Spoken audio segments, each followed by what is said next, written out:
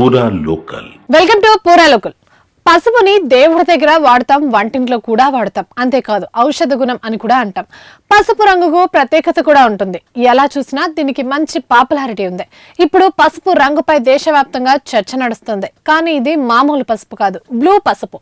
నీలం రంగులో ఉండే పసుపు వినడానికి విచిత్రంగా ఉన్నా ఇది నిజం. పసుపు నీలం రంగులో ఉండటం ఏంటి, ఇది పసుపేనా అని చాలా మందికి అనుమానం వస్తుంది. ఖచ్చితంగా ఇది పసుపే, కాకపోతే బ్లూ పసుపు, నీలం రంగు పసుపు అన్నమాట.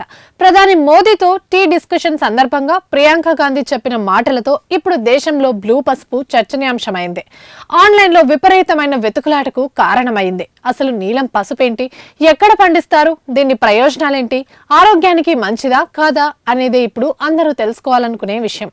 మన దేశంలో నీలం రంగు పసుపును పండిస్తారు. బయటకు గోధుమ రంగులో ఉంటుంది, దాన్ని కోస్తే లోపల బ్లూ కలర్ ఉంటుంది.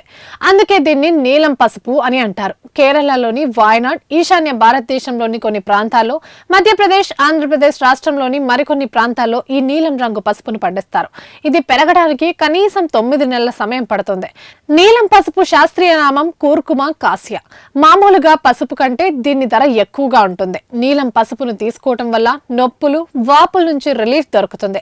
కీళ్ళ నొప్పులు రాకుండా ఉపయోగపడుతుందని శాస్త్రవేత్తలు అంటున్నారు. నీలం పసుపులో ఉండే ఫోనిలిక్ క్యాటచిన్లు వంటి యాంటీ ఆక్సిడెంట్లు పుష్కలంగా ఉంటాయి. దీనివల్ల వృద్ధాప్య ఛాయలు చర్మంపై కనిపించవట.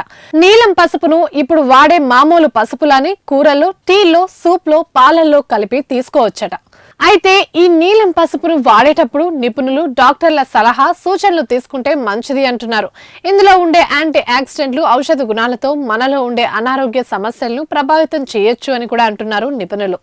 పార్లమెంట్ శీతాకాల సమావేశాల్లో ప్రధాని మోదీ, లోకల్ సభ స్పీకర్ ఆధ్వర్యంలో జరిగిన టీ బ్రేక్ మీటింగ్ లో కాంగ్రెస్ నేత ఎంపీ ప్రియాంక గాంధీ ఈ నీలం పసుపు వాడకం గురించి మాట్లాడడంతో ఇది ఇప్పుడు దేశవ్యాప్తంగా హాట్ టాపిక్ అయింది.